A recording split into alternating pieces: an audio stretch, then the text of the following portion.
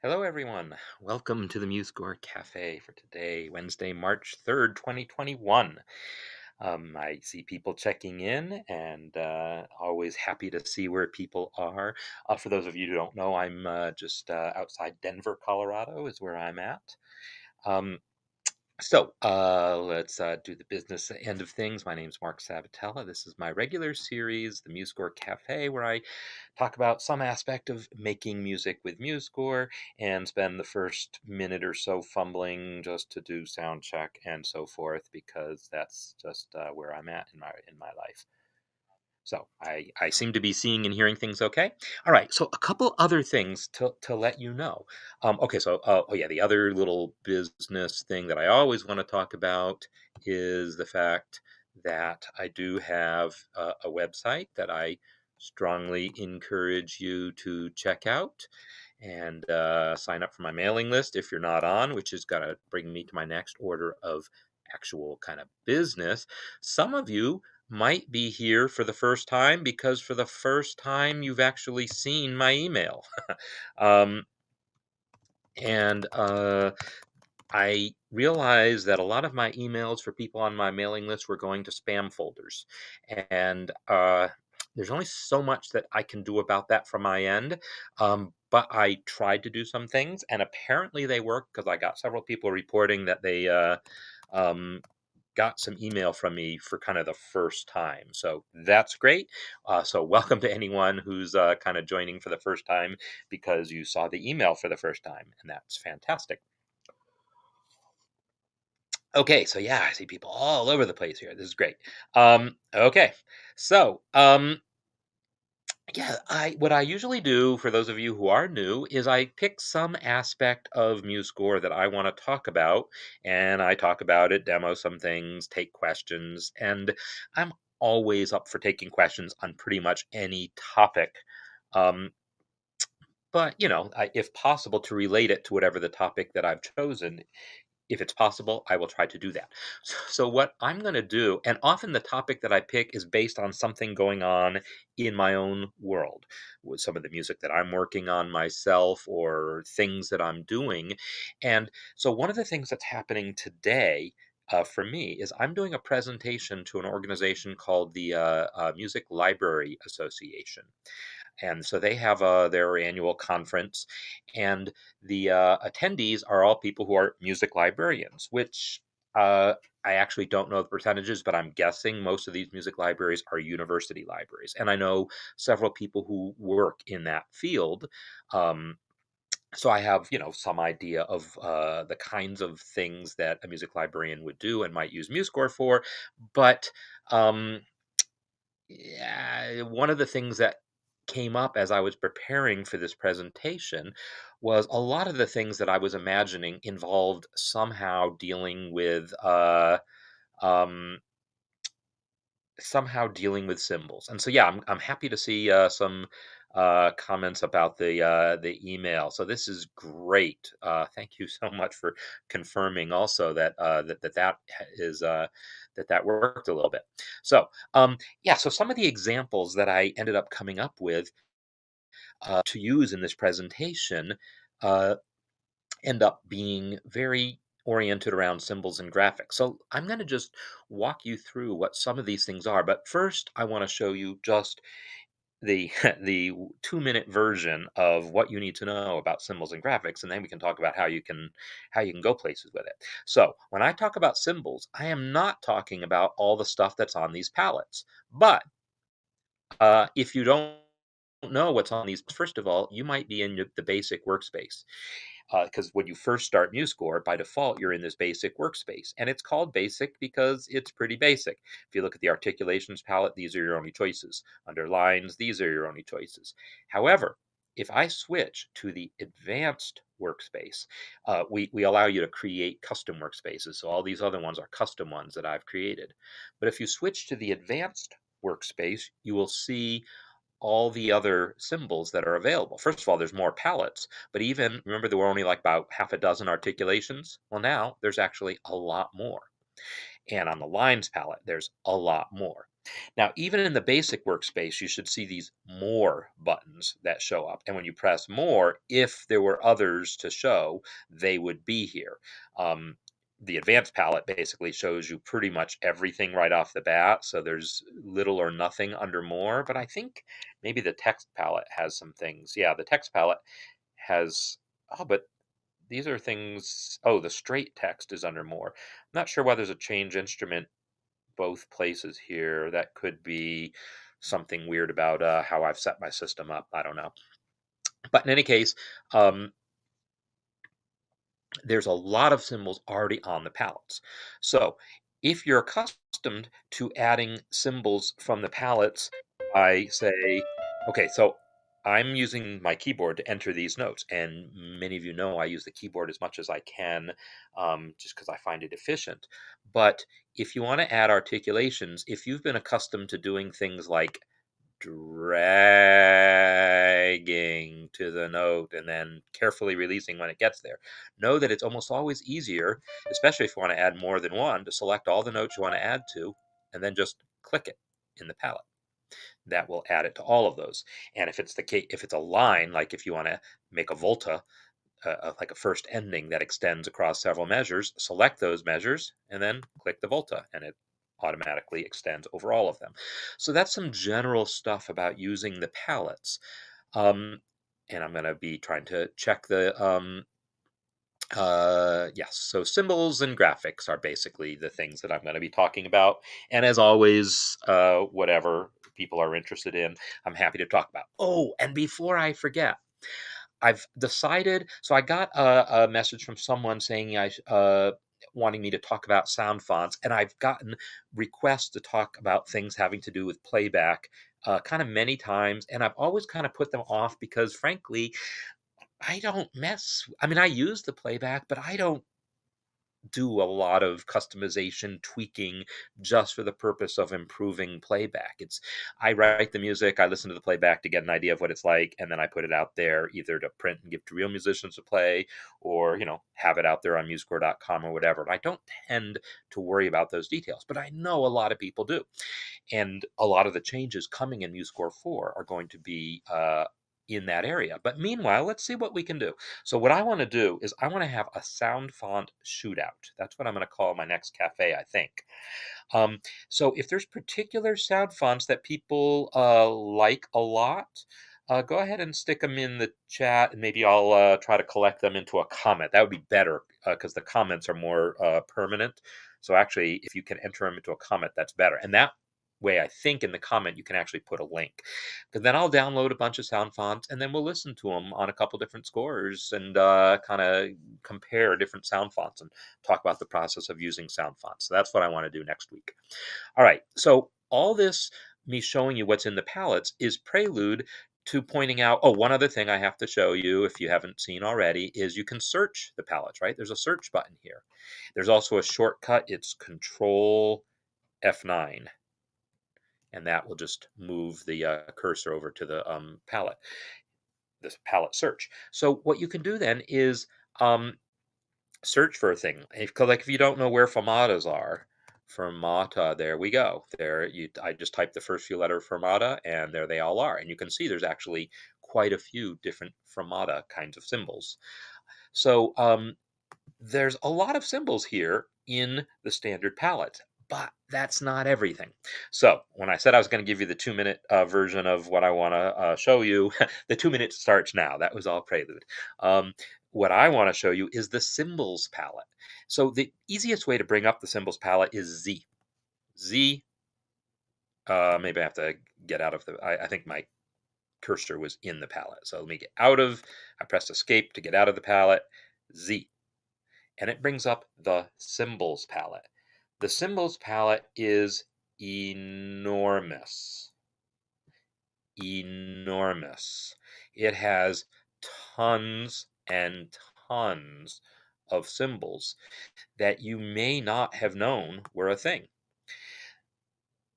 And so these symbols, unlike things like fermatas, like that from marking can actually affect playback. By default, it doesn't, but you can use the inspector to set properties of it. If you add an accent mark, it affects playback. The volta obviously affects playback. Most of the markings in the palettes, if there's a clearly defined playback semantic for them, they will do that thing. That's not the case for the symbols. The symbols are just symbols, and they just show up in your score. But you know, if I want that symbol there, I just, again, click my note and then click the thing, and then I can position it wherever I want. This thing, if I'm not mistaken, is actually a clef. Yeah, this is a Renaissance clef. And I know that because when I said that I'm doing a presentation that involves symbols, one of the things that I wanted to show for the music librarians is that MuseScore can be used to create Renaissance music. And so all these Renaissance type clefs, um, I wanted to be able to show that those were an option. Although these actually are on. Uh, that's not a clef; it's a time signature. I'm sorry, I said clef. I meant time signature. I meant time signature. I know the difference. It's not a clef; it's a time signature. But the way you would do it is you would right click. So I might as well show this too, because a lot of these symbols tie into. Nope. Right click the time signature. How about time signature properties? I keep calling it a clef. So here's where you would select that you want the time signature to use that symbol. And so that's actually what I did in my score. I actually changed the 4/4 into that. I didn't just add it as a symbol. So for a lot of these symbols, they're actually used by MuseScore where appropriate in other places. But a lot of these symbols are not used by MuseScore anywhere. Ah, these would have been nice for me to have used also, right? These are more Renaissance kind of note kind of shapes that I could add to my presentation if I want. Um, here are Kodai hand signs. There's all sorts of symbols in here that are not used anywhere in the program, but you can add to your score. And it's a huge list. So they're organized actually. If you click where it says symbols on the left, you'll see the categories for these things. And this isn't a MuseScore only thing. This comes from a standard called the Standard Music Font Layout. SMUFL is the abbreviation, SMUFL. Let me type that into the chat and see if I have anything. Oops, into chat. SMUFL. So rolled chords. Okay, so rolled chords is something that's absolutely in the palette, the regular palette. So let me enter some notes for you. Here's a chord, and now I come to arpeggios and glissandi right here.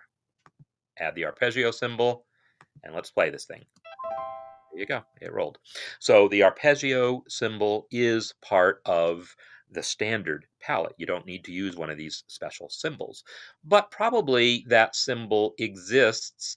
Actually, see, that symbol isn't just a plain symbol. It gets longer, right? It has to be as tall as the chords. So this is actually drawn from a bunch of little individual little wavy lines all glued together. So probably that symbol of one little wavy line is in here somewhere. And you can search in here also. Like if I type wave, no, it's not called that. If I type arpeggio, no, it's going to show me sharps. Oh, there's a couple actual full-blown arpeggio symbols. But somewhere must be the little, oh, here's one little segment. And by gluing these little segments together is how we draw those lines. So anyhow, and yeah, I know I told you I was going to tell you something in 2 minutes, and what I really did was spend 10 seconds showing you how to find the symbols palette, and then, of course, went off into the weeds of other things. But here are all these categories, and this is all defined by this SMUFL standard. So the SMUFL standard defines what symbols a font has to have, and this is a relatively new thing in the music world. Prior to a few years ago, music software, everyone had their own fonts with their own symbols, and there wasn't much standardization. But now that this standard exists, all the big notation programs are implementing this standard. And there's one particular font called Bravura that is provided by the people who kind of manage the standard that has all the symbols in it. So like any given font doesn't necessarily have to have every single every single symbol, because we can get the rest from Bravura. So you can actually tell MuseScore to display your whole score in Bravura if you want.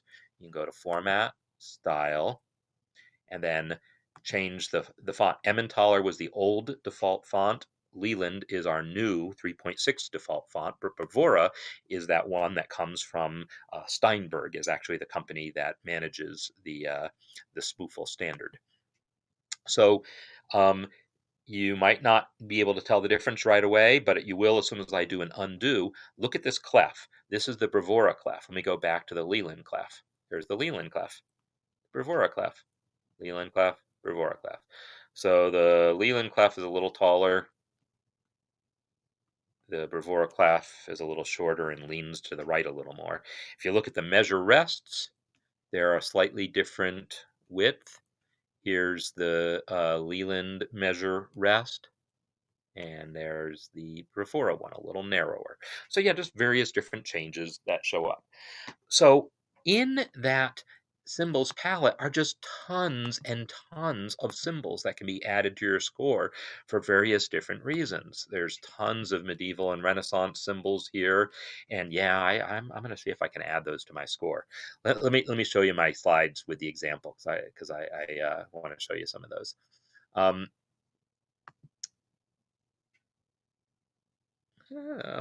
oh, so early music notation. So here's where I added one of those clefs. It wasn't the cut time clef; it was this other clef. And I used clef. I keep saying clef. The time signature. This is a clef.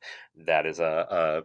It's not actually Renaissance. It's a little more modern than that, but it looks unusual, so I wanted to show it off. Um, and some of the other symbols that I show in here. This example here is for anyone who's ever taken like advanced music theory, like graduate level, or just maybe third or fourth semester of an undergraduate music theory sequence. If you've ever done what's called Shankarian Analysis, you might recognize some of those symbols. And so I actually added a bunch of I created this example here by adding different symbols. And really, I just manipulated lines here to do this. I didn't have to add symbols from the palette. But that's another observation, that the lines within MuseScore allow you to create lines even though you can't draw lines. So yeah, early music. This isn't necessarily a new feature, but it's a series of features. So for early, let me load up the example that I was using for that early music thing, and I can show you what some of those things were. Okay, it's in my education section. Here's early music. There's Shankar. There's my non-standard. By the way, did you know you can load more than one score at once? You can select them all here and hello, load. I think it works. There we go. Okay. So this is a um, one score where I showed all sorts of crazy things that you can do. I'm going to come back to this one. But the early music one, so yeah, here's one where this is just a 4/4 time signature, and I went to time signature properties and changed the appearance. This feature's been there for years. This symbol here is called an ambitus, and it shows the range of like what the highest note and the lowest note to sing in this piece is. And it's not only used in early music, but it's commonly used in early music. And that gets added from the lines palette. And what you do is you select a clef. Let me delete this one. Select the clef and then click the ambitus symbol, and it adds the symbol automatically calculating what the highest note and the lowest note actually were. If I then change the pitch of this note to an octave higher and I come back to this thing, if I delete it and add it again, you'll see it now reflects that. Um, but normally you wouldn't want to delete it and add it again. What you do is you come back over to the inspector and click the match staff button if my face isn't covering it, and then that will update this thing. So those were some of the features that I used to do the early music. These bar lines between the staves are what's called Mensorstrich. Mensorstrich. I'm trying to pronounce German. And it's something that's used, it wasn't actually used historically, but it's sometimes used in modern editions so that you can have a measure, a line that has no bar lines in it, but for the benefit of us modern people who are used to bar lines, we can show the bar line in sort of a meaningful way without destroying the purity of this. So all this is this is one long measure that you can create by, in measure properties, just telling it how long you want the measure to be. I want it to be 16 beats long, or you can enter the music into several measures and then use, here, let me come to here. I can join these four measures here together by saying Tools, Measure, Join Selected Measures. And now it's one big long measure.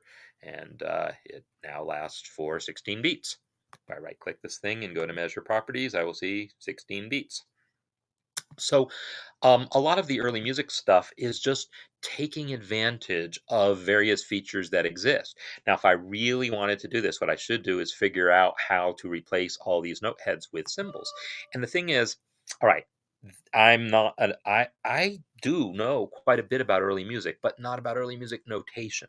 So I don't know the right stuff here, but let's say that I wanted to use one of those fancy notes here. What I'm going to do is I'm going to make this thing invisible. Whoops, not Z, but V. I'm going to make this note invisible by, I think I'm just going to select the note head and the stem and press V. And then I'm going to go back here and type, oh, now I'm not going to type because I don't know what the things are called. I'm going to find where all that medieval and Renaissance stuff was. I know I saw some notes that had the sticks on them already. Ah, here we go. This thing. White mensural maxima. So yeah, that's a thing that's not necessarily the same as a half note, but now that is taking the place of that half note, right? So if I knew what I was doing, adding these symbols, I could actually replace every single one of these notes with one of these symbols. When you add a symbol to a note, it'll place it directly on top of it, which is often really useful for stuff like this, but often that's not what you want. So I'm using the arrow keys now. I double clicked and now I'm using the arrow keys to move it, or you can drag it, or you can use the inspector. So there are just unbelievable numbers of different symbols that you might find useful. So how do you get to master palette from the menus? If someone didn't already answer that, it's under view. View, master palette. Oh, there it is. And it's grayed out. Why? Because I'm currently in edit mode. Let me press escape. I was moving that thing. So view, master palette. But to get to those the master palette is not something you normally ever use other than for symbols. So just the Z shortcut takes you right to that symbols section. There's nothing on any of these other palettes that's not also in the regular palettes. It's there to replenish these palettes from should you delete anything from here. And now that we have this more button, if you do delete something from your palette, it'll just go into that more section. It'll go into here. So you don't even need the master palette anymore. I think maybe we recently added a few things in the master palette that aren't in here, but mostly there's nothing in here that's not also in here other than these symbols. So the Z just takes you right there. And so there's all sorts of crazy symbols that you might want to use here. So, uh, yep. All right, good. So, these symbols that can be added, they mostly will, like automatic placement is valid for them. So like I was mentioning to someone about adding, let me get rid of that note. Let me just actually undo all my changes here because I don't want to mess up my demonstration score. If I want to add some sort of special symbol between notes, let me make these closer together. And I want to add some sort of symbol between these notes, I can add it actually to either, if I want to add it between the C and the D, let me add it to the D. I'm going to pick some sort of symbol that I think will be, I don't even know what the heck I'm adding. I just want to add some sort of crazy symbol. Um, all the things that say combining, by the way, these are meant to be added up like that arpeggio was added up from a bunch of sections. So these aren't necessarily meant to be symbols in themselves. They're things that could be combined to draw a trill, apparently.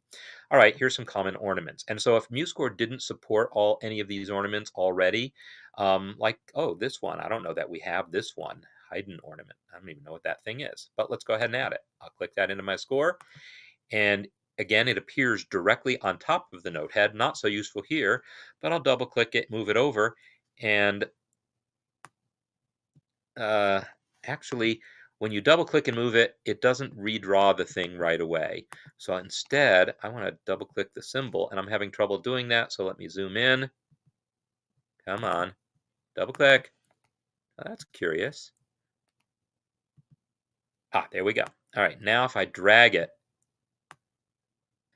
it's not adding space automatically, which bothers me, but I know it will. So let me just edit something else. There, as soon as I edit another note, that wakes up the layout engine. That, my friends, is a bug. Dragging the symbol or moving the symbol in any way should have caused it to update the layout anyhow. But my point is, it does eventually automatically do this, so that if you add a symbol between notes, it will create space for it. If you don't want that space, uncheck automatic placement or use the shortcut equals. And now it'll gladly let it overlap, which might be what you want, because you might want the thing to kind of overlap between notes. So those are some things about adding symbols. And there's just tons and tons and tons of those symbols, as you saw. But I also mentioned graphics. So graphics, I use Google Draw to draw graphics pretty often. So let me go ahead and just do a quick drawing here.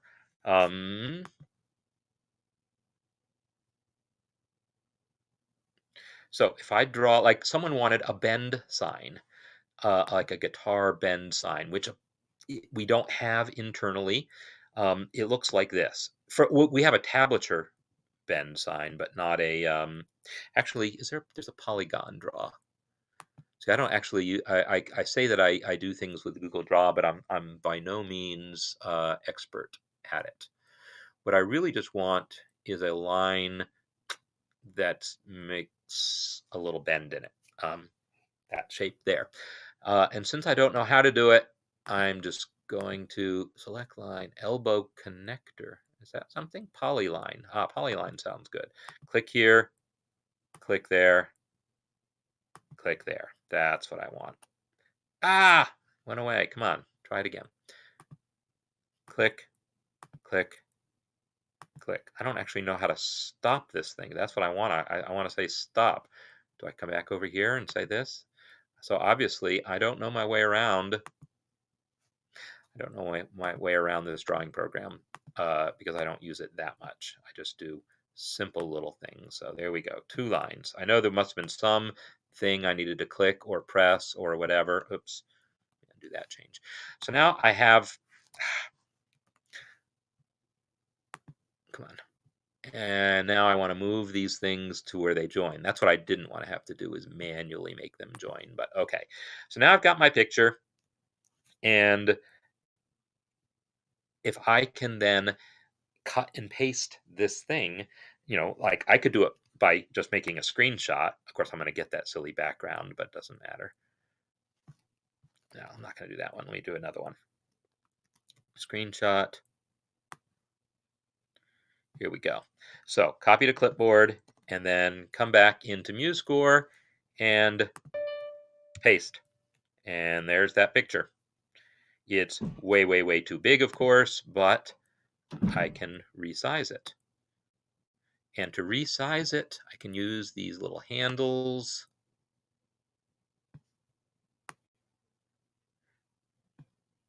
And, mess with it.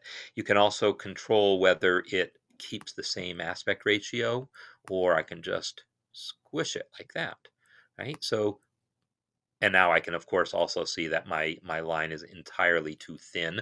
I actually knew that, but in any case, you get a drawing the way you want in a drawing program, then you can just paste it into MuseScore. Just come over here, select what you want to paste it to, and Control V, and it will paste. You can also capture little images within MuseScore using this camera icon here.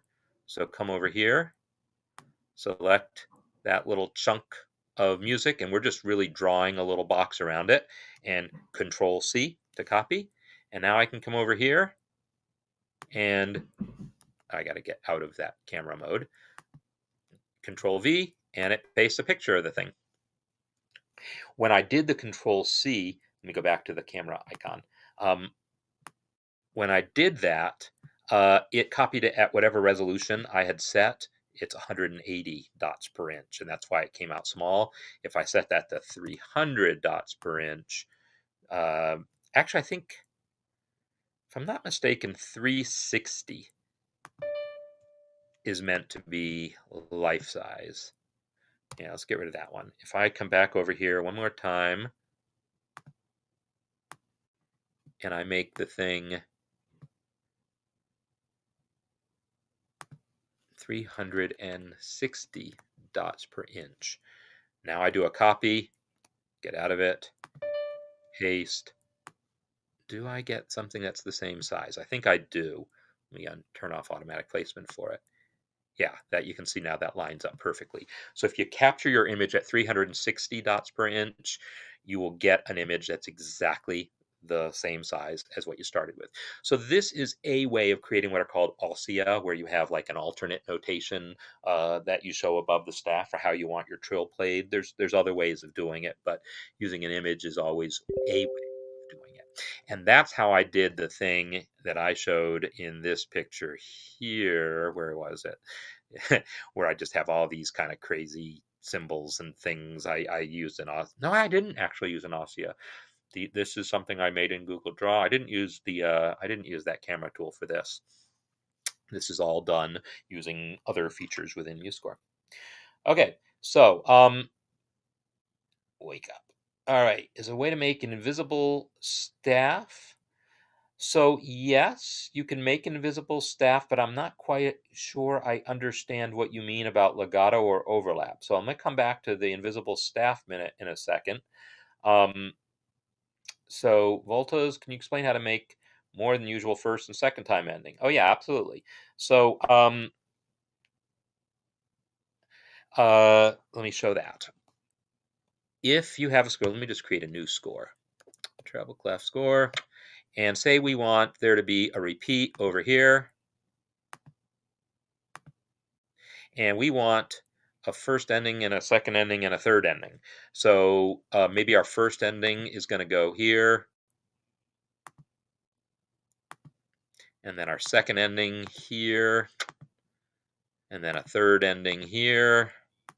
And then maybe we want a fourth ending here. I'm just going to add another ending, and then I will change the stuff. So I've got my endings added. I need to actually add additional repeats also. The second ending repeats, the third ending repeats, the fourth ending doesn't.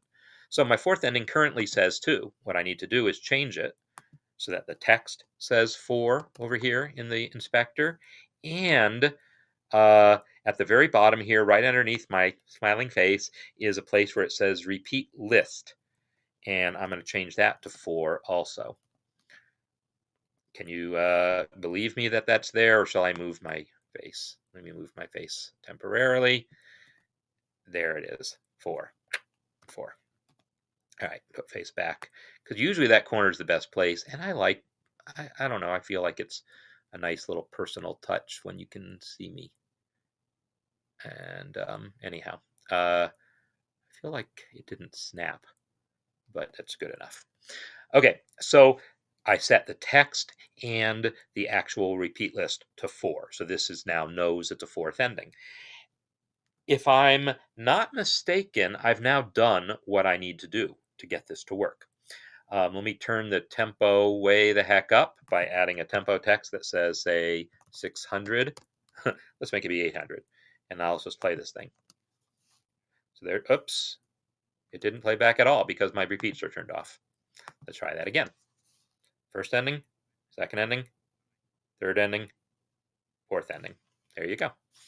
So the trick is adding the repeats, and if you need more than the 3 that are there, you use the inspector to set both the text to be the way you want and the actual repeat list. Now, what if I wanted this ending to not just be the 3rd time, but the 3rd and 4th time, and this to only be the 5th ending? So first I'll change this to 5th ending and change it in both places. And now here I want this to be the 3rd and the 4th ending. So I'm going to enter 3. I think it's a comma that goes in the repeat list. I wish I knew. I do this so seldom. But I think 3, 4 makes that happen. And then I'm going to need to right click this bar and tell it not that this section actually is going to happen multiple times. Because normally when you repeat something, the play count is 2. That means this repeat gets taken twice. But this is actually now a 3rd time. We're going to not just play it once or twice. Once would be if there was no repeat. Twice would be a simple repeat. 3 if it's something that's actually now we do it for the 3rd ending, we do it for the 4th ending, and then we go back again. So it's 3. You just have to sort of live with it. Just think of it that way. So let's see now if this works. 1, 2, 3, 4, 5. There you go. So I went kind of fast, but you can watch this thing on rewind later and get a and get that slowed down for you. All right. So then there's another comment here about putting symbols into text, and yes, that is a very good question there. So if the composer's name has some text in it, there's a special way to get symbols, and I totally forgot that this is something I need to show you. So when you're editing the text, this icon down at the bottom left of the screen, that's a picture of some sort of symbol. If you click that, it brings up this dialog, which is called the Special Characters dialog. You can also get there by pressing F2. When you press F2, it brings up that same dialog if you press it while you're editing text. And it's got a bunch of common special characters, like actual like all these accented letters and things. So those are available. You'll see there's things like you can musical notes. So if you're entering a special tempo marking where you don't already have the right note value, you can add it from here. You can add flats and sharps and copyright symbol, the repeat symbol. And this is actually kind of useful if you're writing a chord symbol. You can make your chord symbol be the repeat sign if you like that. I don't actually recommend using that way. But in any case, so I can put in accented letters all I want just by clicking them in. Furthermore, these are just the common symbols. If I come over here to musical symbols, I'm going to see, you recognize these? This is the exact same list that we saw in the symbols palette. So all of those same things that we had before, those crazy little note shapes and other things, can all be added to your text here. Furthermore, those are just the SMOOFL symbols. I can then come to the Unicode symbols, and there's that many more, except this font doesn't have a ton of Unicode symbols. I actually, if I really want to get into Unicode, I have to switch away from Edwin and go to, come on. For some reason, I don't know what I have selected. There we go. Okay. Free serif, which was the old default font. If I switch this to free serif, we will find a ton more Unicode symbols are available because it's this open source font that was created over many years, and it's got all these Arabic symbols, more shapes, just all sorts of some of them. If you see these boxes with the question marks, that mean it's something that the Unicode standard defines, but this font doesn't have. And I say it's got a lot, but it clearly doesn't have everything. But it does have some useful things. These are International Phonetic Alphabet symbols here, and there's just all sorts of symbols available through this palette. So these are the Unicode symbols that are, not specifically musical. These are the musical symbols from the that Smoofle standard, and these are the ones that we thought were so common that we didn't want to have to go hunting for them. By the way, any of these things that you use a lot, you can add to a palette. So let me show that. Let me get out of here. Let me go to my cafe workspace here that I created so I could play with things. My cafe workspace, I can just add myself a palette, and I'm going to say create custom palette, and I'm going to call it custom. I'm going to call it cafe because why not?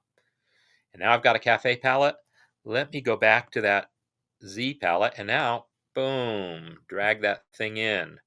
Boom, drag that thing in. Drag this thing in. Get over there.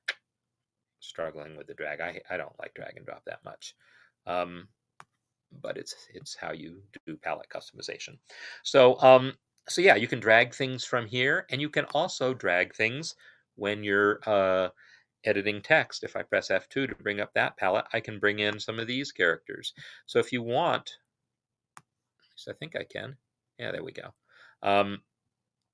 You could make yourself a whole version of this common symbols palette that has, just like if you do a lot of Portuguese music, and so therefore there's some specific, or Brazilian music where there's Portuguese letters that are used, you could bring over just the symbols that you need to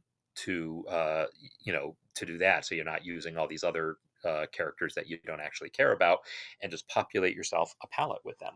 So that is something you can do. Um, all right. So yeah, so there's 2 and 4 bar repeat signs in that musical symbols, or more particularly, then if I come over here, let me show you how I would add them for now. So I'm going to click a bar line, and then I'm going to come over here to the symbols palette, and then type repeat into my search box, and here's that 2 bar repeat. Well, I'm not going to drag it, I just want to click it.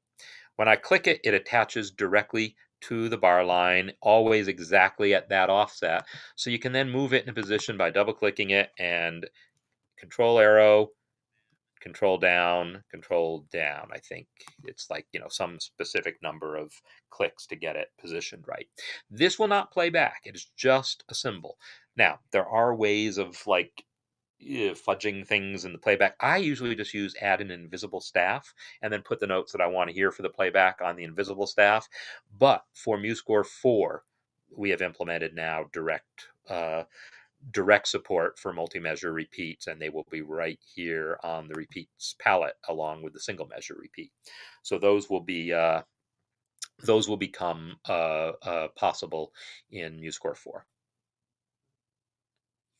So so yeah, the process for adding the 2 and 4 bar, the the process that you will see described, if you find the article in the how-to, like adding the symbol is trivial.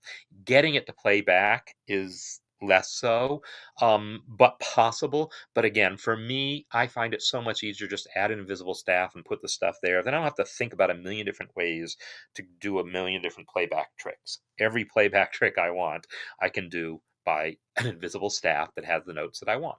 So that's how I get slash notation. Like if I want to just show a drum part that has slashes, but the kick's written above it, I don't want any of that to play back. I just want the groove to play back with something. I will do that, and then have a separate invisible drum part that has in it what I want to hear. So yes, to change font stuff while typing text, also then right there at the bottom of the screen are all the controls for that, and all the standard shortcuts work. So if you want to make title bold, then just select those characters and Control B, and actually it stays bold until you press Control B again, and then it goes back to normal. So, and Control I for italics, Control U. Now you use that toolbar if you literally want changes within the text. If you want the entire text to be bold, you don't mess with any of that.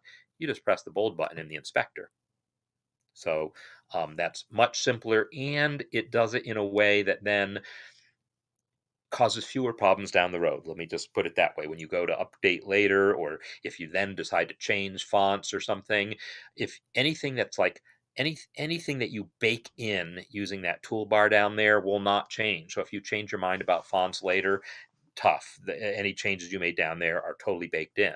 But if I want to change fonts from free serif now, in fact, like my composer text here, if I want to change from free serif to one of these other things, free mono, now it's free mono font, but it's still bold, right? So anyhow, yeah, those sorts of things. If you want to make the whole thing bold or the whole thing underlined or whatever, do it in the inspector. So let's see, do I have other questions sitting here? Um, da, da, da, da, da. It looks okay. So to default everything. So I'm not sure exactly what you might want to default. So if you want to reset the program defaults, like you've made a lot of customizations to your actual like the layout of the interface, or you've made changes in edit preferences, because this is where there's a lot of like global settings and you've just changed things globally, then there's a reset all preferences to default button here in the preferences. And as a even more drastic version, under the help menu, there's revert to factory settings. And that like totally forgets any customizations that you've done to the program. It doesn't affect your scores, but any changes you've made to the program will get reset by this under the help menu. But if you just want to take a score and reset it to default settings, like you've been playing with different style settings and so forth, the first thing I would suggest is going to Format, Style, Reset All Styles to default. So that's going to reset all the score styles to default. So like if I had changed to Bravura, this would have set it back to Leland. I had changed these things to free serif, but now it's back to the default, which is Edwin. Um, but it doesn't get all the texts that I had customized in different ways. So you might also have to like select all your text and say remove custom formatting. And then you do that, and then also hit these little reset buttons. So if it's not a style setting, if there's individual settings, like I made that one thing bold, I have to undo that by hitting the reset buttons here in the inspector. So there's not any one thing that just absolutely positively resets every last thing in your score to the default all at once. I kind of wish there was, because I would do that if I got a score from someone else who had done all sorts of wanky things that I don't like. I would say, let me just put this thing all in the defaults, and then I will make my own customizations. But there's not a really straight way to do that. So to have an arpeggio span clefs, this is something that isn't really supported, but it partially is. So let me just create another score, and this one will be a grand staff.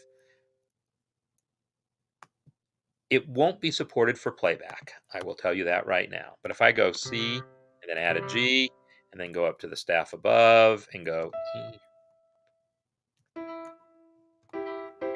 All right. So I think, okay, I actually don't remember because I don't do this every day, but let me select this chord, the whole chord across both staves, and try just clicking in. Not this one. This is just a symbol. I want the real arpeggio.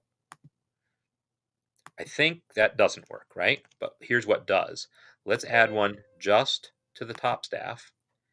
Now we're going to click the bottom handle and then shift down. Boom. That extended the arpeggio across both staves. It doesn't play back like you might want. I think what it really did, it sounded like it did something, but I think what it really did is played both hands arpeggiating individually rather than first the left, then the right. And if you really want to know that, you can come over here and I think, what is it, smaller values? I don't, I like I say, I so seldom play with the playback stuff, but I think that, okay, it looks like that played faster. So maybe I want a bigger number here to see it, to hear it go slowly. All right, so obviously it only played the bottom chord all at once and arpeggiated the top one. I could then add an invisible arpeggio to just the bottom staff, so it would arpeggiate that one too, but it would still arpeggiate them at the same time rather than one after another. So yeah, that's something that eventually we hope to be able to support better. There's certainly been a lot of requests for that. Okay, so I don't know what maybe you had messed up at all that the revert to factory settings fixed, but I'm glad it fixed it. It's definitely takes it back to the same state it would have been on a fresh new install, but all your scores are still there. But yeah, it's definitely something that can get you out of a lot of problems here and there. So, yeah, glad to see so many people here, and I'm assuming probably some of you are new. If you came in late and you just you saw the email that I sent out yesterday, and it's the first time you saw one of these emails, welcome again. I'm really happy that I seem to have figured out a way to get past at least some spam filters. Basically, I just changed which email address I sent the email from. I've got several different emails I can send from, and I just changed which one I sent from, and I tweaked a couple other settings, but I think that was the big one, and so that's why hopefully you will hear from me a little more regularly now. Okay, so I mentioned that this doohickey here, that camera icon, lets you take images, and what's cool is once I take that image, I can actually then go paste it into other things. Oh no! Oh no! Okay.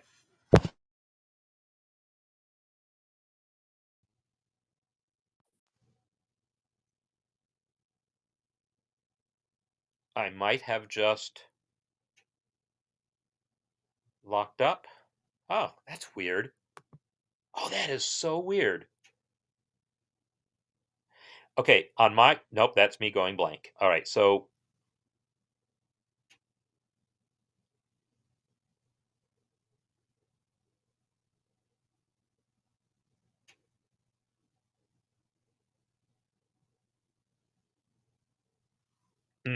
let me get back here.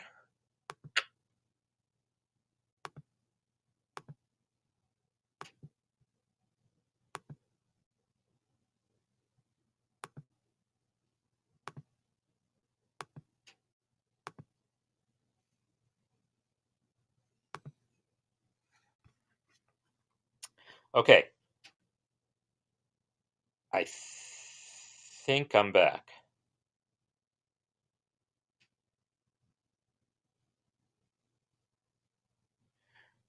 All right, can you hear me? Is the question.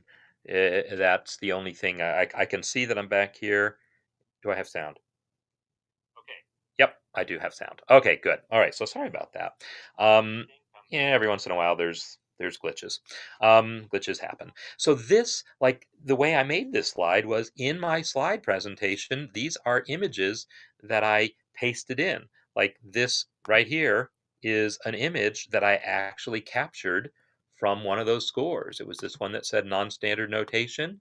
And what I did was I went to the camera tool, and if you right click that region and say auto resize to page, it'll kind of shape that thing to capture exactly what's there. And then I said Control C, and then I came over to my slide and said Control V, and it pasted the thing in. Except, yeah, I think actually it doesn't handle that resolution once I got the resolution that big. Or maybe something else went wrong. I don't know. But it generally works. Usually when I do these screen captures, I do them at 180, and I'm not sure why I got in that habit, except that I think it typically sized it in ways that look good pasted into other programs. 360 looks perfect, pasted right back into MuseScore. But so like if I let me just do a smaller region also. Let me shrink this region down to just be this measure, copy it, and then I can come over to my Google slide and paste in just that one little part there. So that's that. So that's how you can use the camera tool to export little regions of your score to then paste into slide presentations or paste into word processor documents, whatever you want. You can also export the whole score with export, file export, and you'll see there's options for PDF, PNG, SVG. These are all image formats that, depending on what you want to do, will allow you then to read it into some other program or do other things with it. So yeah, on my on that slide, like, let me show you that Shankar one. The Oh crap, what happened to my Shankar? Oh, there it is. Okay, good. In my Shankar example, like, this here is a line. Right? It's just a line, and I added the line, and then I kind of carefully adjusted the stems. Like, if I reset that stem, here's what that stem really was. I just zoomed in a bit and dragged that stem until it met that line. Right? So that's what I did, and obviously I didn't zoom in enough, because I can see that this one is not quite meeting the line, nor is this one. So there we go. It's not ideal. You would love it to be native support for this Shankarian analysis, but it's a thing, and at least it's possible. And I wanted to show that in this presentation that I'm doing, because, yeah, music librarian people tend to be kind of just the right level of nerdiness to appreciate the ability to do stuff like this kind of analysis. So this notation here, drawing these lines, this is meant to show something according to this very specific theoretical technique of how this is Beethoven's Moonlight Sonata, by the way. It's not the actual music, the Shankarian analysis of it. Let me play it for you.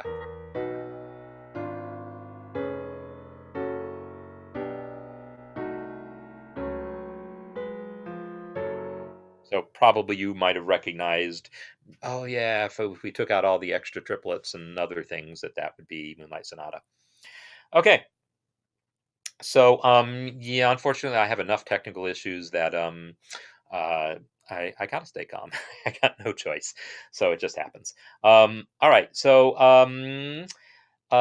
everything's back, and I've showed you some things. I've showed you various different things. Let me just flip through my slides so you can see what else that I was maybe going to talk about in my thing tomorrow. So I always like to show just Reunion as an example of lots of different things MuseScore can do.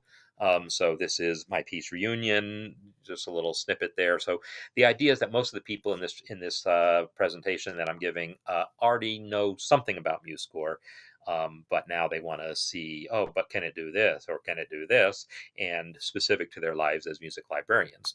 And music librarian basically means they're the ones in the library, which is probably where some of the computer terminals are. And so there'll be people coming up trying to do their homework.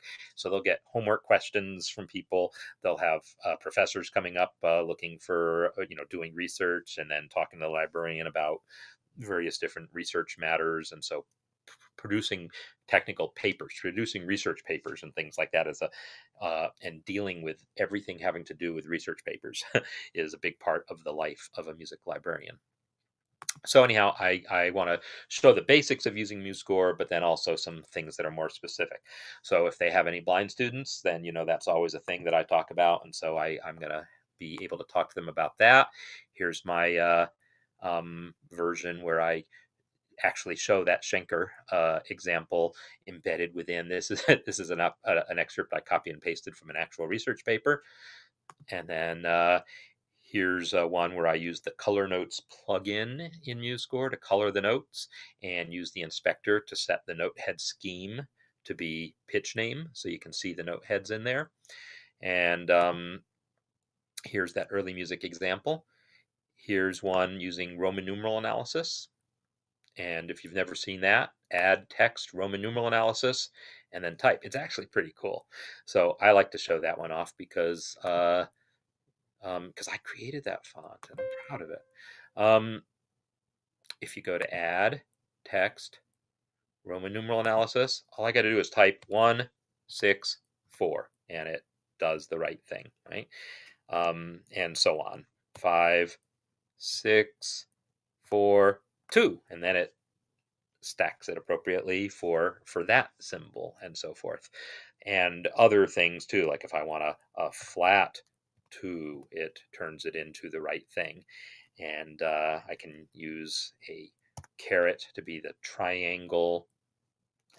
Basically anything you type, it will just turn into Roman numeral analysis as you go. And that's because of a very special font called Campagna that I developed. The actual letters come from another font, an open source font, but the special formatting to get it to automatically stack things and all is stuff that I developed. So, yeah, all these videos are available later, and if you just go to the Mastering MuseScore, go to my YouTube channel, which you subscribe, hit the subscribe button, whatever. But somewhere where you're watching right now, you should hopefully be able to see just how to get to my main channel, and you'll see a playlist that has all the cafes. So, anyhow, that's a lot of stuff, right? I just wanted to show stuff about the idea of using symbols, the idea of using graphics. And all the different things you can do, because really there's just tons of things you can do using those techniques. So even if there's some feature that MuseScore doesn't support in any native way, you can get that thing. Here I managed to create that bend symbol. It's way too thin, but that's because I created it too thin in Google Draw. So again, next week, I want to talk about sound fonts, because I keep kind of putting off any real discussion of that because it's not really my specialty, but it's something a lot of people are interested in. And yeah, I'm curious too about what I can do. So I'm going to take some scores and play them using different sound fonts. So if people have particular favorites you'd like me to be demoing, I would love it if you would mention some. If you use the comment instead of the chat, you can actually put a link in and it'll be easier for me to find later. So I would recommend that. Or you can email me, mark@masteringmusescore.com. We'll get there. And uh, yeah, I just want to talk about sound fonts, the process of using them, and actually show what some of them are, because there's a lot of really good ones out there that, they don't take that much work to set up. They just, you just have to know which ones you might like and go to the slight bit of trouble it takes to set them up. So that's what we're going to look at next week. And I'm going to. So can you import images? Yeah. So yes, that's what I did with that Google Drawing example. I just copied and pasted it. But you can also let me think about that. In Within a frame, like within a vertical frame, you can actually say add image, and it will then give you a I don't even know what any of these things are, but let's see what tritone substitution.png is. Oh, it's a big old whole thing. Let me not do that. But anyhow, it lets you then select an image that you can then import into a frame.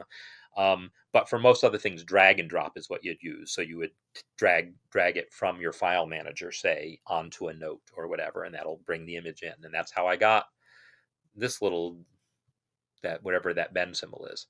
So anyhow, tomorrow is my music masterclass for those who aren't aware of that also, because you don't get my emails. So on Thursdays I do the same sort of thing, except instead of talking about how to use MuseScore, I talk about music. I talk about music. I talk about composing music, arranging music, and using MuseScore perhaps as part of the thing, but more focused on music. And we do similar kinds of things, except I look at actual submissions by you. So tomorrow, same time, come back to the MuseScore channel, but now you'll also get my email. If you're not already, because when I sent out that email, it's only for people who asked for it, who actually signed up. So in the make sure in the pinned message that I have at the top there, where the Mastering MuseScore School is. Did I ever pin it? I don't think I ever did pin it. Let me just pin it now. Be sure to actually sign up. It's free, but be sure to actually sign up for the and I'm going to pin this to the top. There we go. So did I type it right? Looks like it. Okay. Yeah, so sign up for the music masterclass thing, and then you'll get my emails where I send out the specific link so you can definitely get right to the video.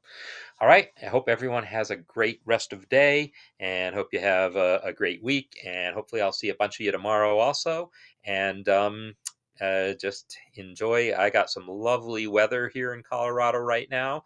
So, wherever you are, hopefully you've got something to be enjoying at the moment. But enjoy what you can this week, and I will see you next time. Okay, bye everyone.